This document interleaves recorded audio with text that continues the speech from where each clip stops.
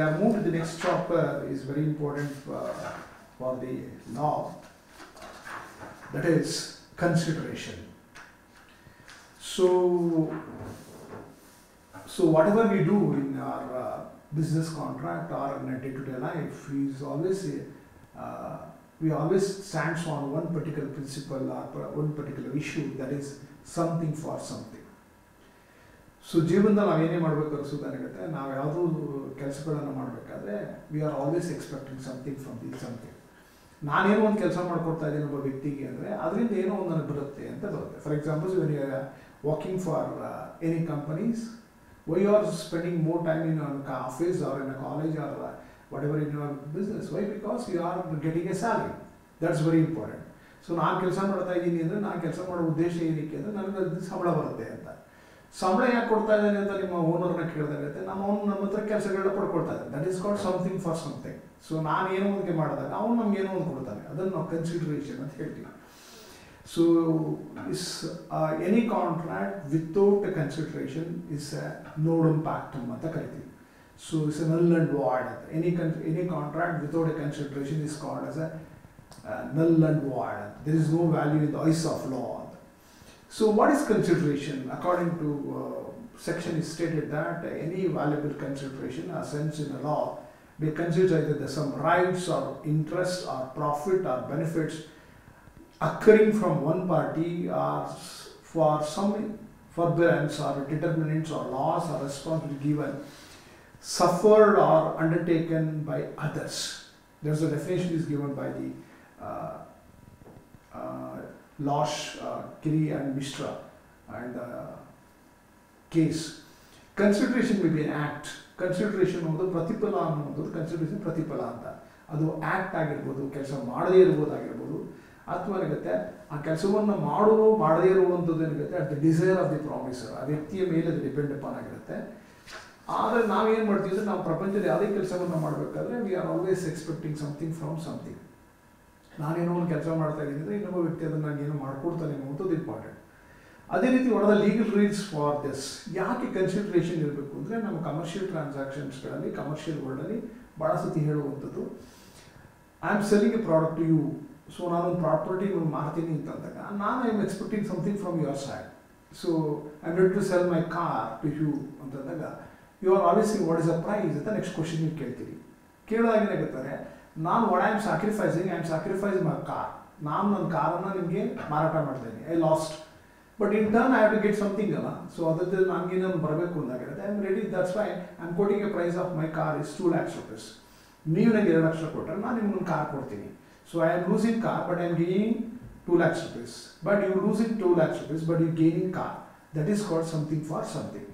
So ಕನ್ಸಿಡರೇಷನಲ್ಲಿ ಹಿಂಗಿರುತ್ತೆ, ಲಾಸ್ಗಳು ಹೇಗಿರುತ್ತೆ ಅಂದರೆ consideration must be always move from the desire of the promisor. ಯಾವ ವ್ಯಕ್ತಿ ಕೆಲಸವನ್ನು ಮಾಡ್ತಾನೆ ಆ ವ್ಯಕ್ತಿ ಅದನ್ನು ಏನಾಗುತ್ತೆ ಅವನ ಕಡೆಯಿಂದ ಅದು ಬರಬೇಕು ಅಂತ ಇರುವಂಥದ್ದು. ಈಗ for examples A is ready to sell his house. So ಅವನಿಗೆ ಏನಾಗುತ್ತೆ, ಎ ಬಿಗೆ ತನ್ನ ಮನೆಯನ್ನು ಮಾರಾಟ ಮಾಡೋಕ್ಕೆ ಹೇಳ್ತಾ ಇದ್ದಾನೆ. ಸೊ ಆ ದುಡ್ಡನ್ನು ಕೋಟ್ ಮಾಡಬೇಕಾದ್ರೆ ಪ್ರೈಸ್ ಯಾರಿಗಿರುತ್ತೆ ಅಂದರೆ ಅದು ಯಾವತ್ತೂ ಏನಾಗುತ್ತೆ ಎ ಕಡೆ ಇರುತ್ತೆ, not from the B. So first ಅವನ ಪ್ರೈಸ್ನ ಕೋಟ್ ಮಾಡಿದ್ಮೇಲೆ ಅದೇನಾಗುತ್ತೆ ಅದನ್ನು ಒಪ್ಕೋಬೇಕು ಬಿಡಬೇಕು ಅನ್ನೋದನ್ನು ಏನಾಗುತ್ತೆ that's deaf with this.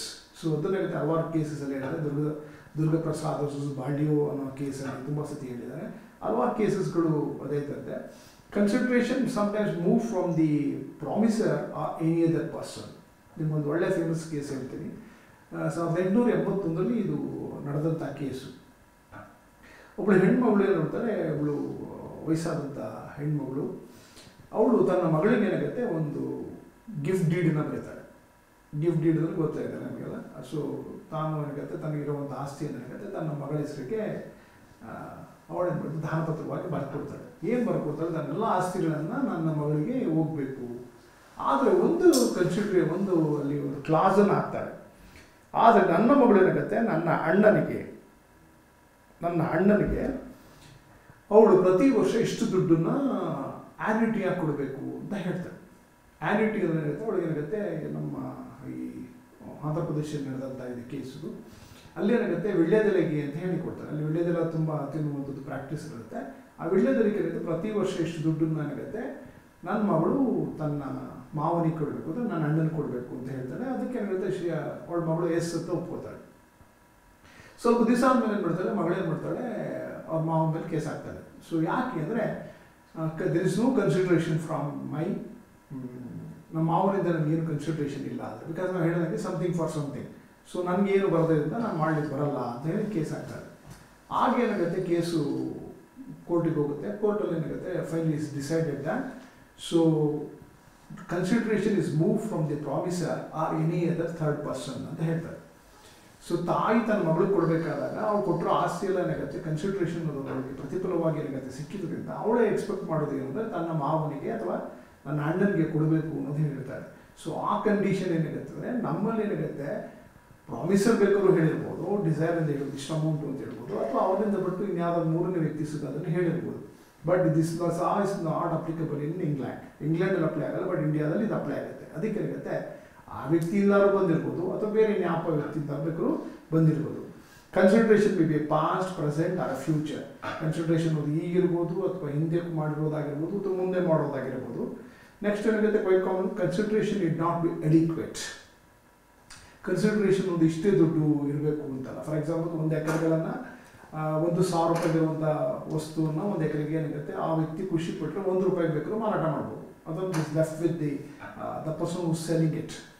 Consideration ಯಾವತ್ತು ಹೇಳ್ಬೋದು, ಪ್ರತಿಫಲವನ್ನು ಯಾವತ್ತು ಫಿಕ್ಸ್ ಮಾಡುವಂಥ ವ್ಯಕ್ತಿ, ಯಾವ ವ್ಯಕ್ತಿ ಆಸ್ತಿಯನ್ನು ಮಾರಾಟ ಮಾಡ್ತಾನೆ ಆ ವ್ಯಕ್ತಿ ಮೇಲೆ ಇರ್ತದೆ ಬಿಟ್ಟು ಬೇರೆ ವ್ಯಕ್ತಿ ಮೇಲೆ ಇಲ್ಲ. Consideration all should be valuable. So in the eyes of law, consideration ಅನ್ನೋದು, ಪ್ರತಿಫಲ ಅನ್ನೋದು ಕಾನೂನು ಕಣ್ಣಿಗೆ ಇರಬೇಕು. This is R the very important. And we have one very important issues. One have a rule called as no consideration, no contract. ನೀವು already ಹೇಳ್ದಂಗೆ ಒಪ್ಪಂದವಿಲ್ಲದೆ ಪ್ರತಿಫಲವಿಲ್ಲದೆ ಒಪ್ಪಂದವಿಲ್ಲ ಅನ್ನೋದು ಬಹಳ ಸತಿ ನಾವು ಹೇಳುವಂಥ ಇಶ್ಯೂಸ್. ಹೇಳುವಂಥ ಇಶ್ಯೂಸಲ್ಲಿ ಏನಿರುತ್ತದೆ ಅಂದರೆ, ಕನ್ಸಿಡರೇಷನ್ ಮಾಡಬೇಕಾದಾಗ, ಸೊ ಒಂದು ಕಾಂಟ್ರಾಕ್ಟ್ ಮಾಡಬೇಕಾದ್ರೆ there must be contract always supported by some values in the eyes of law. ಕಾನೂನು ಕಣ್ಣಲ್ಲಿ ಒಂದಷ್ಟು ಅದು ಬೆಲೆ ಇರಬೇಕು ಅಂತ ಹೇಳ್ತೀವಿ. ಆ ಬೆಲೆ ಇರಲಿಲ್ಲದಾಗ ಸಮ್ಟೈಮ್ಸ್ ಏನಿರುತ್ತೆ, every law has their own exceptions. ಪ್ರತಿಯೊಂದು ಲಾಗಳಿರುತ್ತೆ ಒಂದಷ್ಟು ಎಕ್ಸೆಪ್ಷನ್ಸ್ಗಳಿದೆ. ಆ ಎಕ್ಸೆಪ್ಷನ್ಸ್ಗಳಲ್ಲಿ ಏನಾಗುತ್ತೆ, ಕೆಲವೊಂದು ಕಂಡೀಷನ್ಸಲ್ಲಿ, ಕೆಲವೊಂದು ಸಂದರ್ಭಗಳಲ್ಲಿ ಈ ಲಾ ಅಪ್ಲೈ ಆಗಲ್ಲ.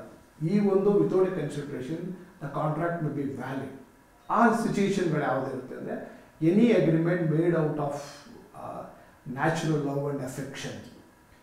ಸೊ ಯಾವುದೋ ನೈಸರ್ಗಿಕ ಪ್ರೇಮ ಮತ್ತು ಪ್ರೀತಿ ಇರುತ್ತೆ, ಅಂಥ ಕಡೆ ಯಾವುದೇ ರೀತಿಯಾದಂಥ ಕನ್ಸಿಡರೇಷನ್ ಇರಬೇಕಾದಂಥ ಅವಶ್ಯಕತೆ ಇಲ್ಲ. ಯಾವುದು ಅಂದರೆ, for example, father and a son, daughter and a mother, and grandfather and a grandson, ಈ ಥರ ಹಲವಾರು ತಂದೆ ತಾಯಿಗಳು ಏನಾಗುತ್ತೆ ಪ್ರೀತಿಯಿಂದ ಕೊಡುವಾದಾಗ ಯಾವುದೇ ರೀತಿಯಾದಂಥ ಕನ್ಸಿಡರೇಷನ್ ಇರಬೇಕು ಅನ್ನೋದಿಲ್ಲ. And promise to compensate the voluntary services.